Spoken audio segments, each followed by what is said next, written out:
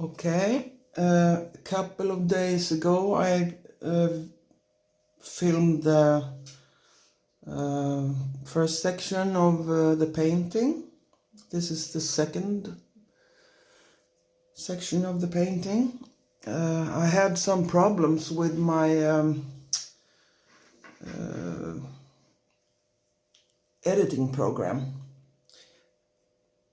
I lost the second section of the painting, so I had to repaint it. So if it looks a little bit different, then you understand why. So I had to film the second section of the painting all over again. I hope it works now. Okay, this is dry. I will wet. I think I will take the other brush. I will wet the part of the paper. I will wet here, where I will make the fir trees. I will wet carefully down to the edge of the stones.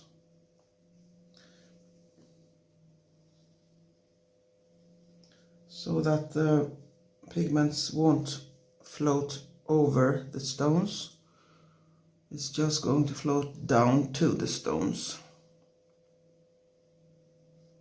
Okay.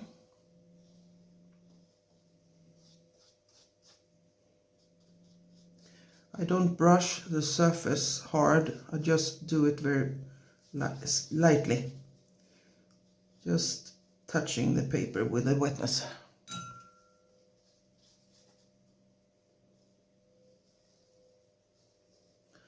I wet a bigger surface than I am intending to paint, because when the paper is wet, the pigment spread.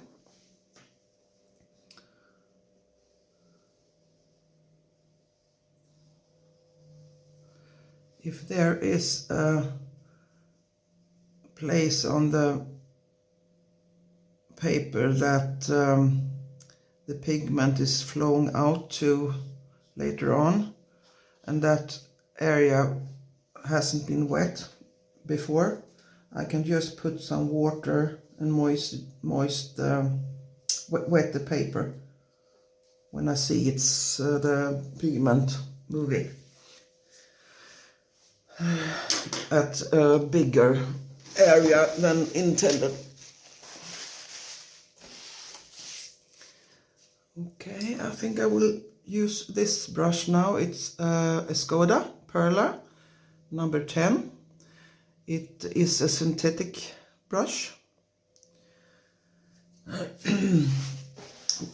with a very good point to it. Okay, I'm just going to let the water get sucked inside the paper a little bit more. And if there is a bead and too much water down here, because I have it on a tilted board, so the wetness travels downwards. So if I get a bead with the water down here, I can just suck it up. Okay, I think it's enough there. Okay, I'm going to teach you how to make fir trees. I'm making a part of a forest, so I make the fir trees as a group. I don't paint them one by one. Okay, I will take some water on my Perylene green and permanent sap green.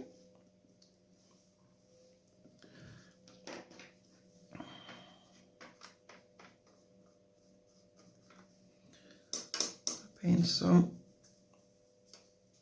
permanent sap green here, mix. This is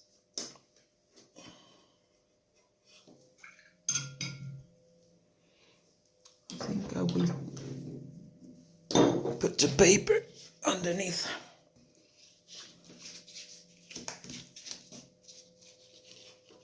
Tilt it a bit. Wait, no, I don't think I can do that. Okay, I take some Perylene green.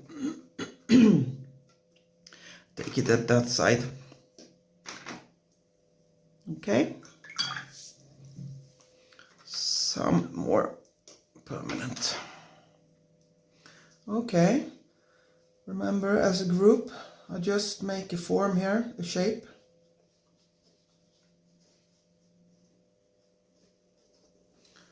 And I take Perylene green.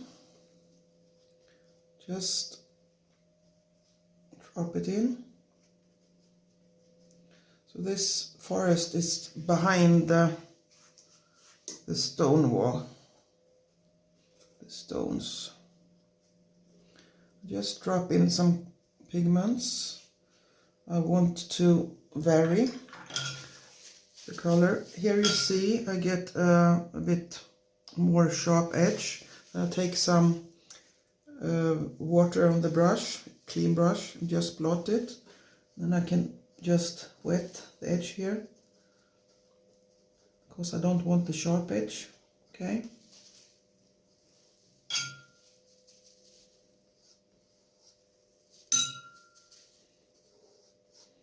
Now I know that I don't want to get any more left with the colors, okay?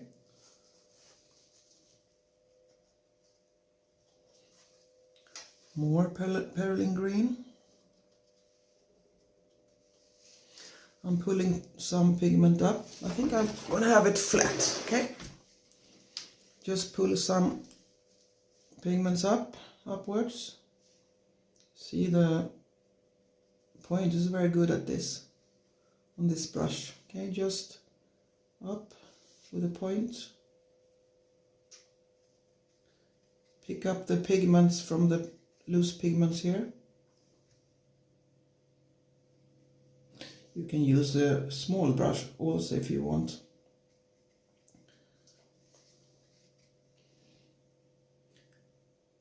Be sure you keep some of the whites.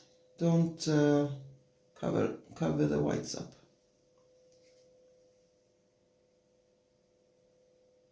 Very thin top of the trees. Doesn't matter if it gets a little bit crooked. All trees doesn't look the same. Go up. And remember to vary the branches, and think about that the branches on the branches of the fir trees, they don't go down, they go upwards.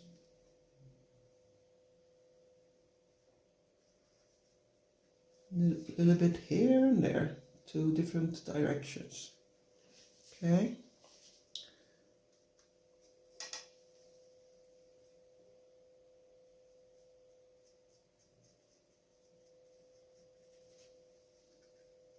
You see, I vary the branches. They look a little bit crooked here and there. That's okay. They do that in nature. That's natural.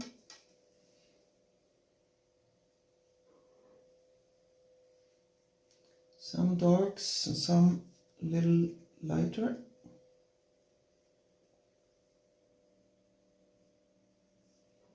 Vary the size. On some sticking up. Oi, my hands are shaking. That's because when I'm doing details. Okay. I want some short ones. Okay, here it is a bit dry, but that's okay now because I want some of the branches to be seen here.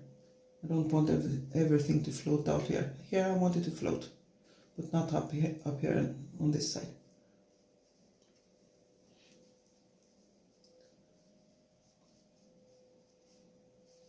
Okay, I want the green all the way down to the stones.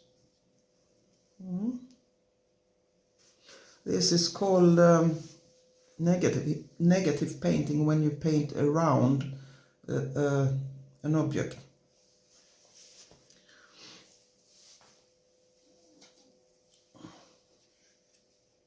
Okay.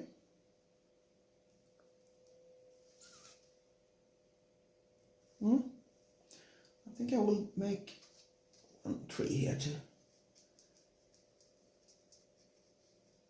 One fir tree that is standing a bit from the others in the side. Okay. Paint them together at some places and not together at some places. Okay. Now I will drop in some other pigments. I take some of this indigo that I mixed earlier.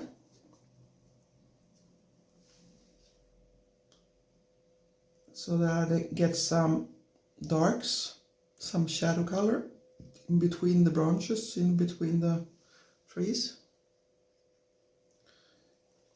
A little bit more.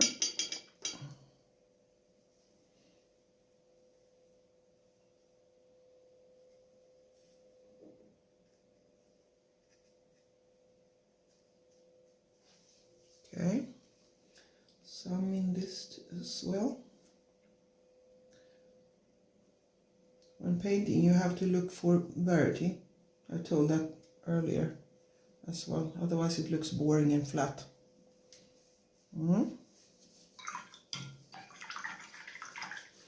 Okay, I want to tell you something about my water jars. I have one jar with water that is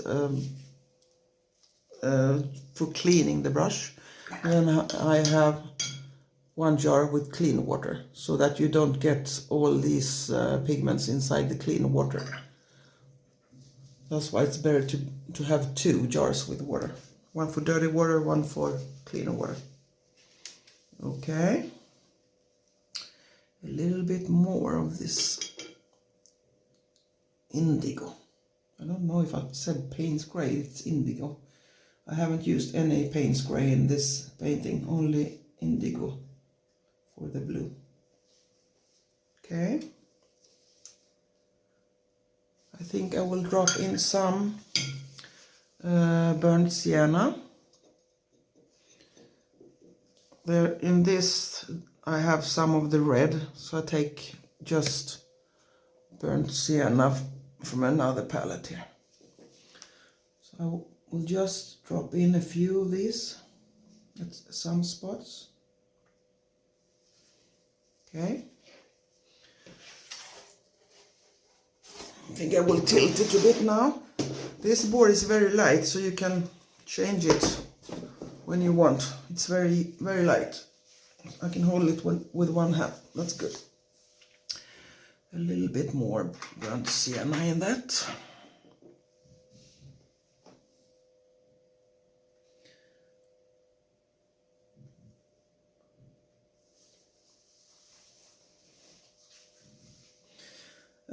With burnt sienna, it can look like some branches are more brown red. Maybe they are dead, those branches. The indigo is for shadow.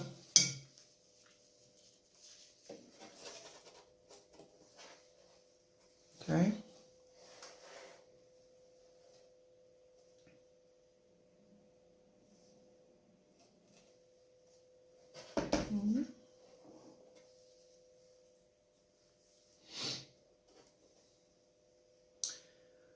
I want these shadows to be a little bit more blue, because indigo, when I paint with indigo, a thicker indigo, it becomes very, very dark, almost black. I think I'm going to try to put some French ultramarine at some spots, just to get a little bit of the bluish. I can paint more indigo on top of this if I want later on. I like to paint with a lot of color. I know that a lot of artists, they want it to look so natural. They use brown, gray and not much color, but I want more of the colors. Okay. Sorry. But this is a matter of taste.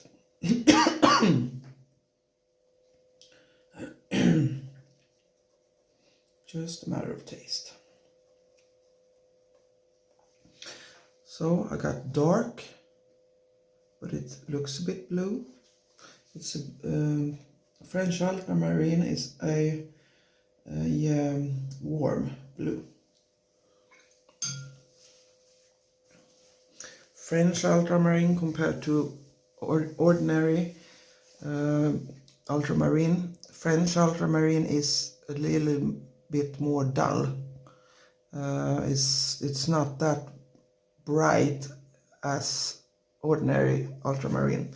It's not a big difference, but in shadow areas and so on, I think it looks a bit better with French ultramarine. I haven't used it for such a long time, actually. It's quite new for me. Okay, a little bit more of French ultramarine.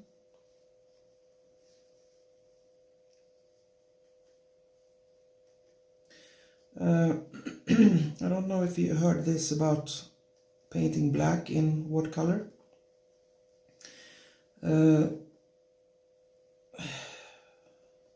It's much better to mix your own blacks with the pigments that you have painted the rest of the painting with.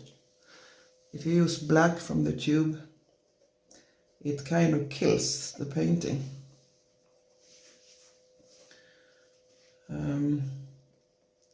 It's better to have the color, use the color from the painting. I think that looks a lot better with the French ultramarine, actually, and indigo only.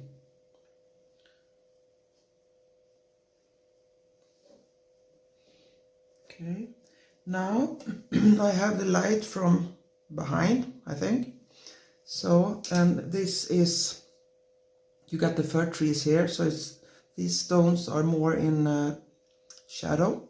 So now I will drag this shadow pigment out on the stones, because I want to have them more in shadow because they are behind the trees. Just so that the stone color is not going to be that bright as before. I pull the French ultramarine out. After that I can paint with some more French ultramarine if I want between the stones. I'll take some more there.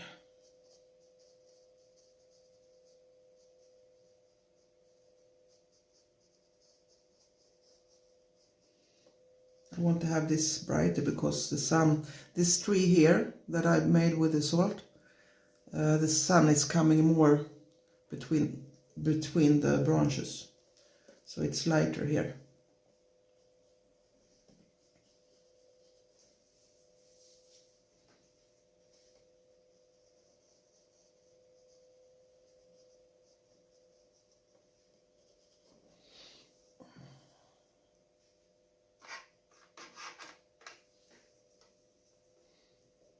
Here you see the pigment of French ultramarine. And a little bit more. Now it's going to float out because I have wet all the stones here, the whole area. So when I paint this now, it's going to float out more, and that is it's okay because it makes the stones more round, gets thicker shadow pigment at the edges of the stones.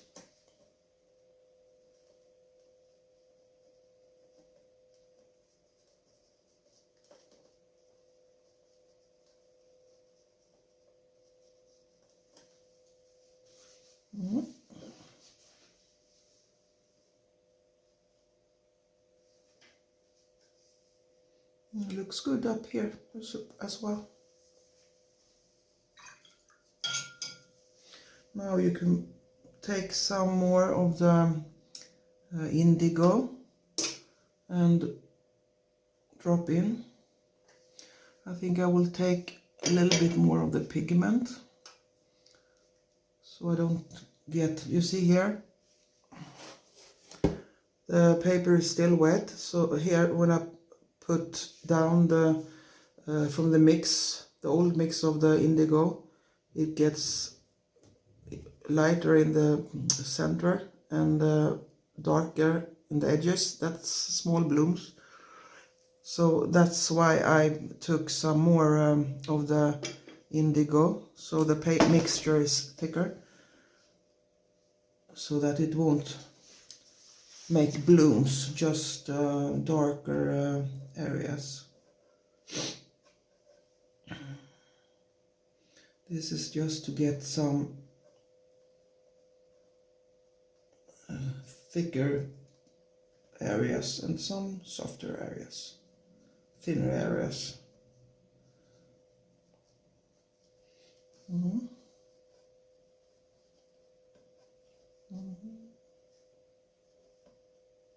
Okay, let that float out.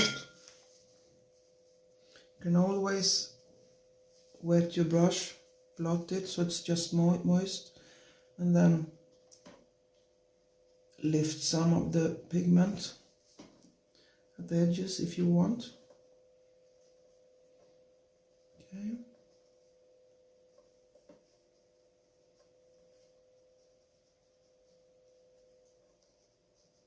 See, it's quite a big brush, but the point is very, very good.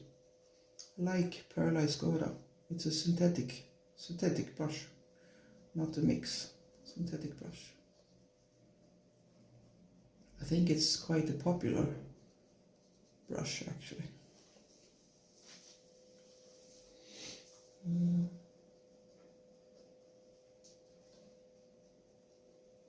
Just drag the pigment out from where you put it.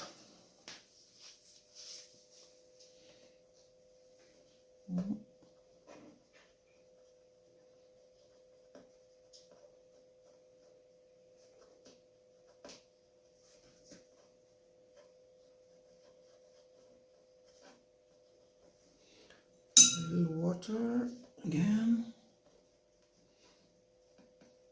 If you think it's too dark here, you can always put some more Perylene green. So you just make some marks if you want to have some of the branches to show. Take some of the light green just on top so it looks softer. Just play with the pigment.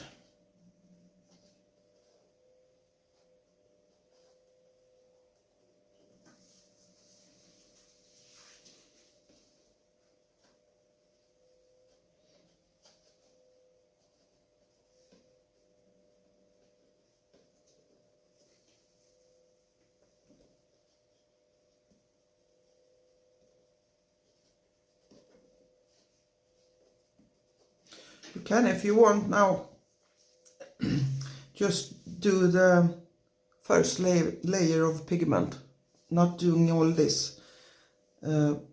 Use permanent green, Perylene green, and then drop in some burnt sienna.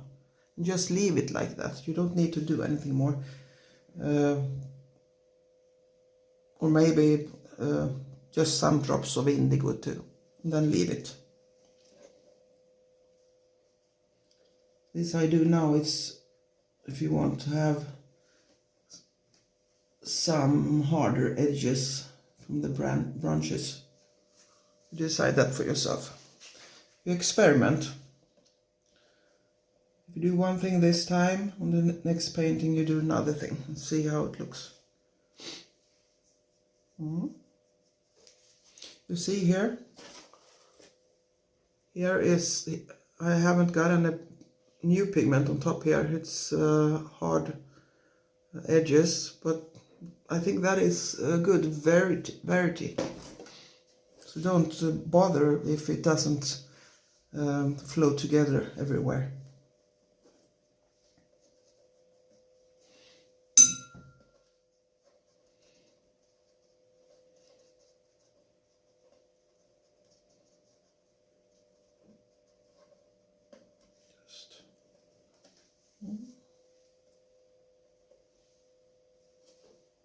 This almost looks like another stone, but I don't want it to be a stone. So I think I will take some Perylene green there.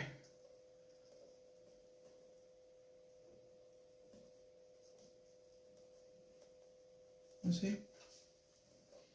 Oh, now it looks more like the fir tree.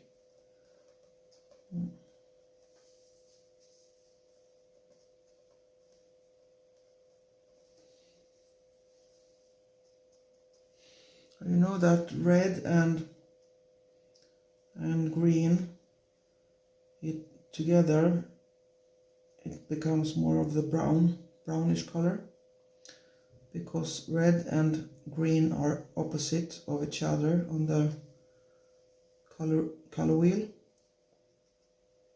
They take out each other, so it becomes grayish or brownish.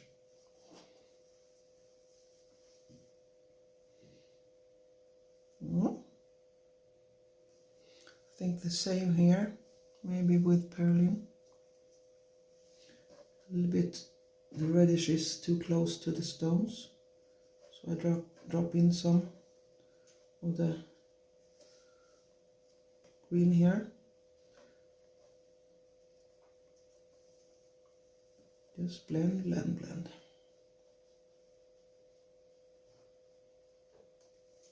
Don't be afraid of putting the colors down.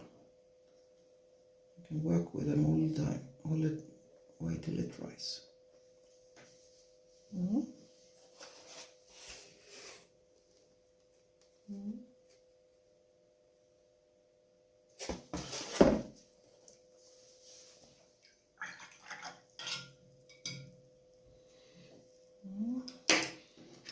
I think I will take some of the French ultramarin here to just increase a little bit the shadow and some harder lines here, just some.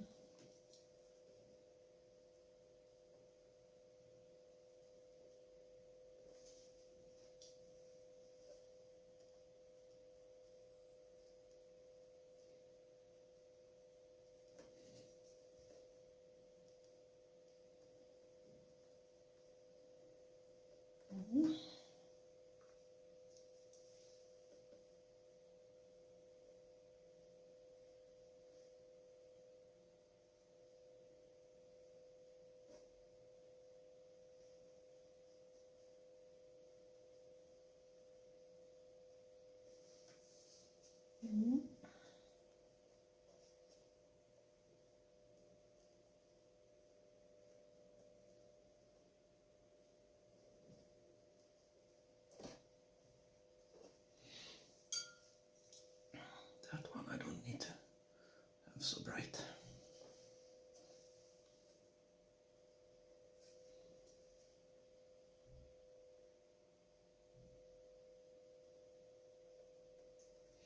You gotta see the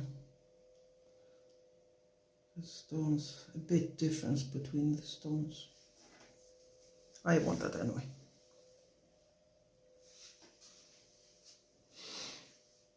If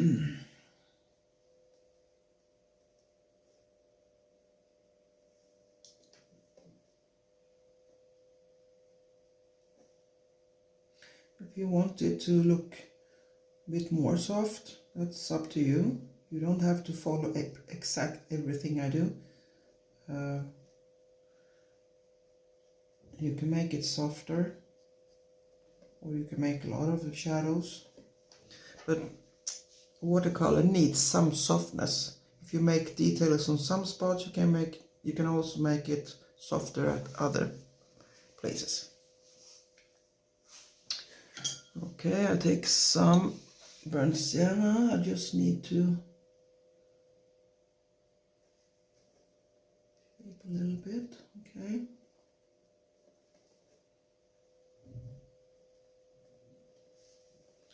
Just want to vary the pigments a little bit on the stones.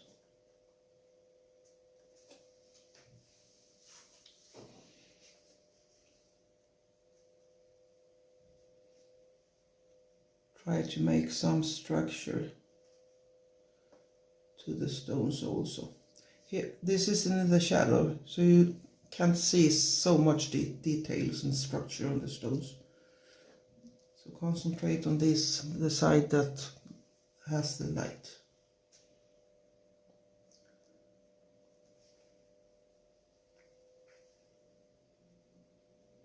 Just very light touch on the stones with a brush.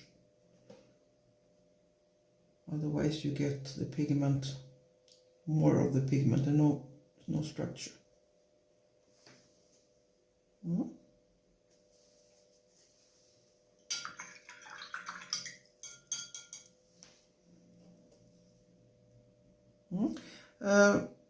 Okay, this is fine. I think I'm going to dry it a bit.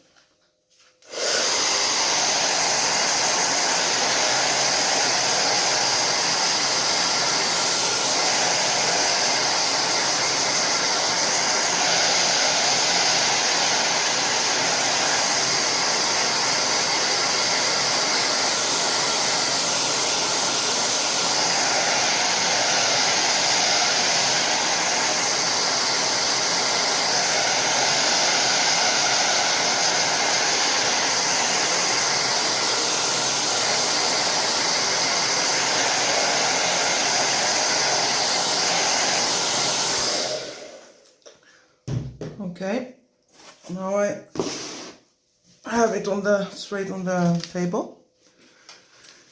I will make this tree. These fir trees are further away behind the stone wall, and this is going to be closer. So I think I'm going to take the branches down over this area so it shows enough that it is closer. Okay.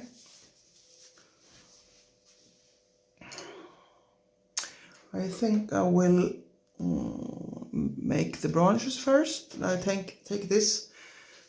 Okay, these two are from Winson Newton. I can't read it on this one, but I can read Cotman, and that is Winson Newton. The color is off here. Cotman Designers, and this is a brush. I like it a lot because it's small. It's not very short. It's half length, I think. And this is also from Winson Newton Cotman rigger brush. Rigger brush, it has long hairs. This is very good for when you're painting boats with ropes and all that. You have to put a long stripe. And this is also very thin, like this rigger brush, but it's shorter. I think I have a bit more control when I use this, so I use this one instead, not the rigger brush. Okay, I will take the Indigo. Make some branches. It's the same pigment as the background.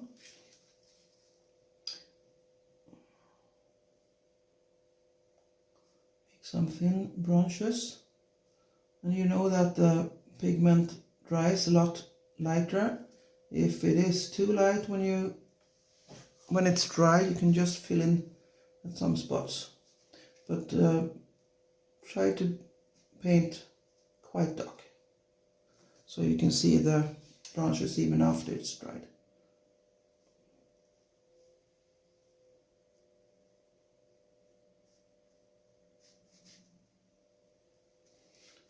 Some branches in between, some branches in front of the white.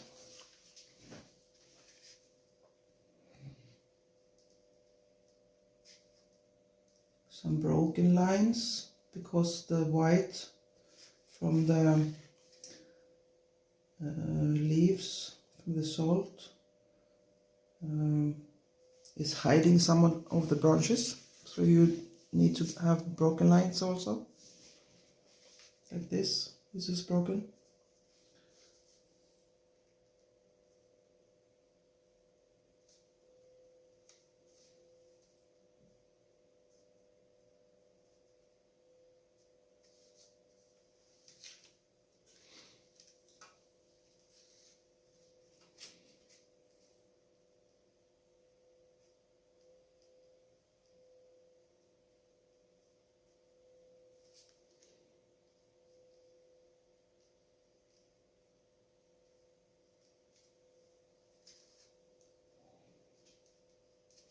I'm going to make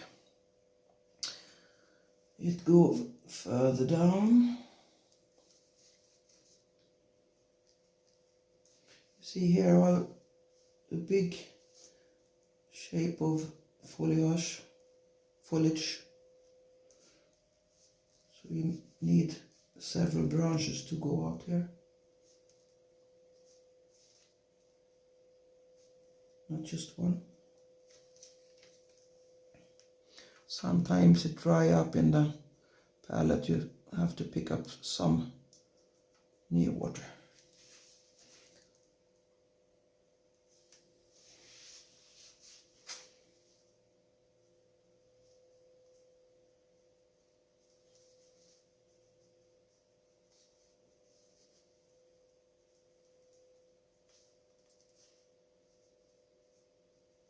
You see, I fill in when I see that there's too little pigment, too much water.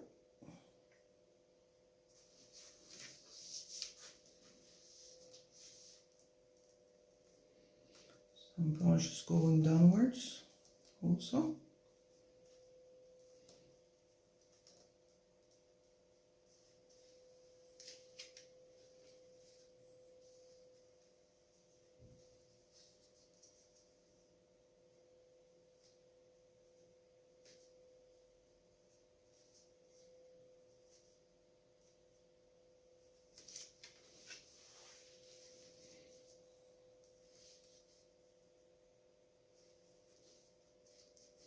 And this is hiding behind the leaves, foliage.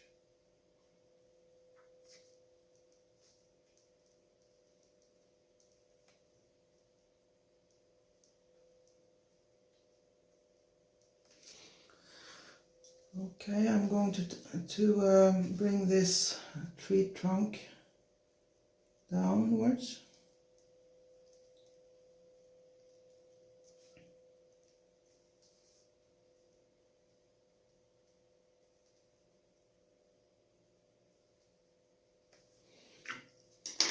Have a bigger brush.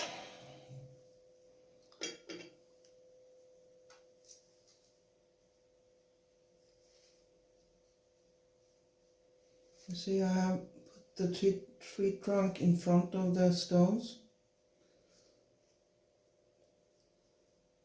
That way it will be more noticeable that it's closer. This tree is closer than the FIR trees.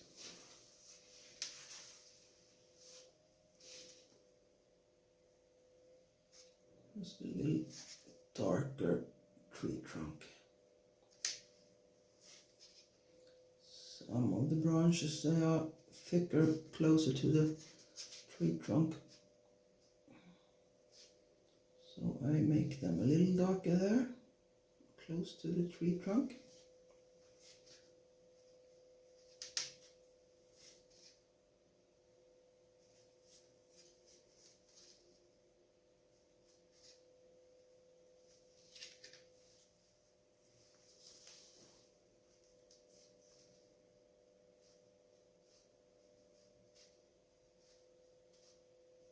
I use the point of this brush. This is the Escoda perla, synthetic. I think the very dark pigment looks very nice to the white from the salt.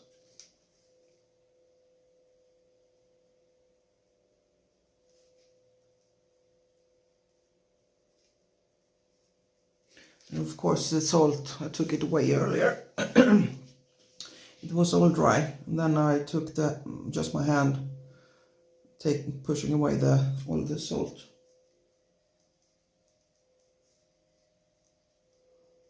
So I don't paint this with the salt on.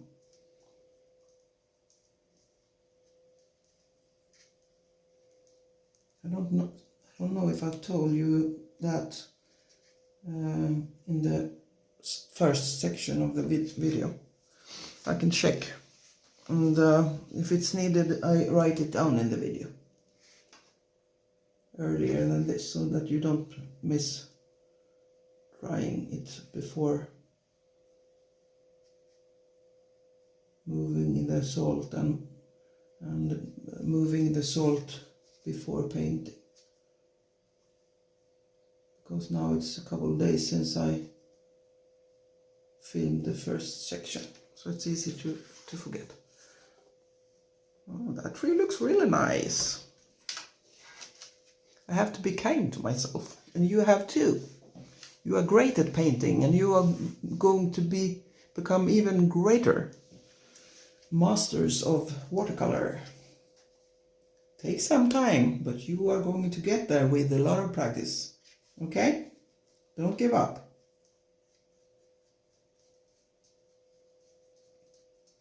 I know that watercolor is very difficult to paint,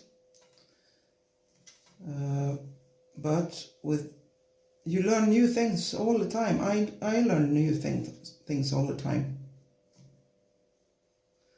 But with my tutorial videos, I want to teach you things that I know I missed in the beginning, that I didn't know. Techniques that I wished that I knew earlier, so I didn't have to struggle so much. It's always a struggle with watercolor, but maybe less struggle. And I think that you too, as a beginner, want to make beautiful small paintings and not only practice on a small piece of paper, 1 or 2 trees, till you know that. I think you want to accomplish making some paintings. So I make paintings, and on every painting I tell you about the techniques, and then you can keep on practicing with this technique. Maybe, I mean, you can make a completely different painting than I did on a piece of paper and use this. You can maybe paint fir trees or these kind of trees on a painting and put a person in it, a couple of birds maybe, a road, and use what you have learned here with the fir trees. Experiment, that's the way you learn. You learn most from your mistakes. Don't be angry with yourself for making mistakes. Sometimes I make mistakes, and when I have painted it, I just think, oh, why did I do that? I knew it. I knew what to do. But even if you are good at painting watercolor, you will go on making mistakes. But as you learn all the time, maybe you can fix the mistake. Maybe make it a part of your painting. If you don't tell anyone that it is a mistake, they won't know.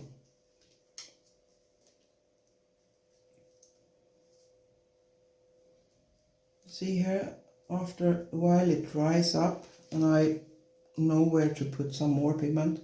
Just put it on if you want.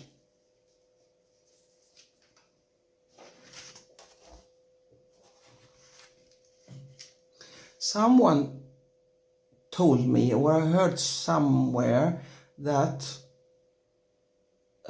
it's good to look at a mirror. Put the mirror up in front of your painting and look at the painting inside of the mirror. Then you see the painting in another way. Because when you sit a long time and paint, you get blind, you know. You don't see things as if you had put in your painting inside a drawer, for example, for a couple of days, and when you look at it again after a couple of days, you see the painting with new eyes. But when you look inside the mirror and see your painting, that is about the same thing. Okay, but you can do it quicker. I have never tried it because I heard it for a few days back.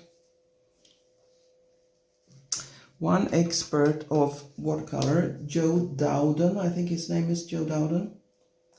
I think that is where I heard it the first time. He said it at the workshop. Look in the mirror. You see your painting in another way with new eyes. You see here I make some spots with that dark indigo. That way you can see the tree between all the leaves. At some spots. Find out the perfect place to put that dark spot.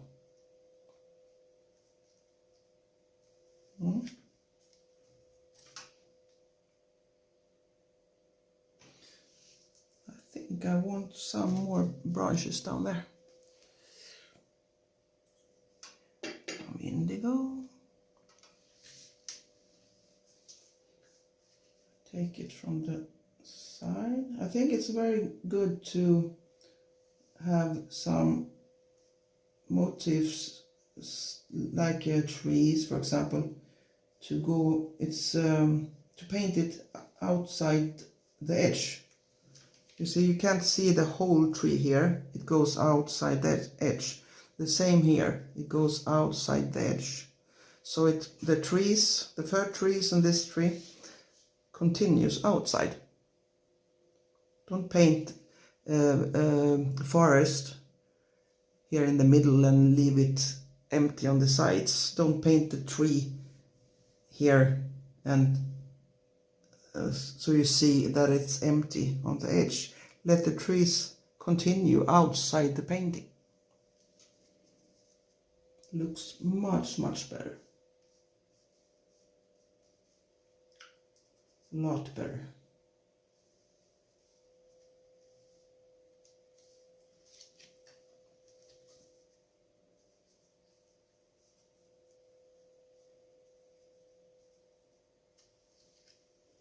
I like it. You can even put another tree trunk here. That's the start for another tree. Okay, let it go out here on the side. Okay. Hope you can see what I paint here.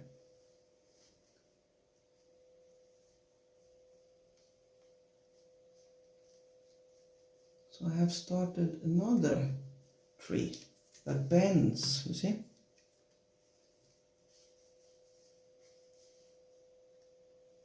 Some branches from that tree.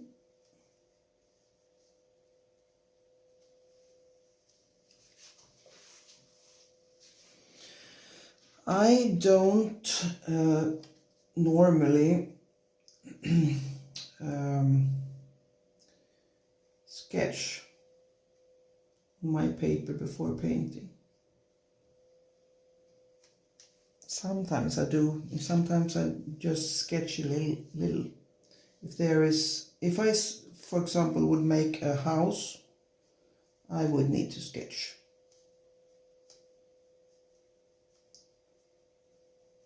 But I like to paint nature, trees and stones and grass and water. That's my joy of painting.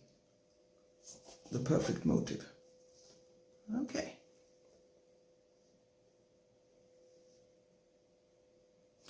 You could, if you want,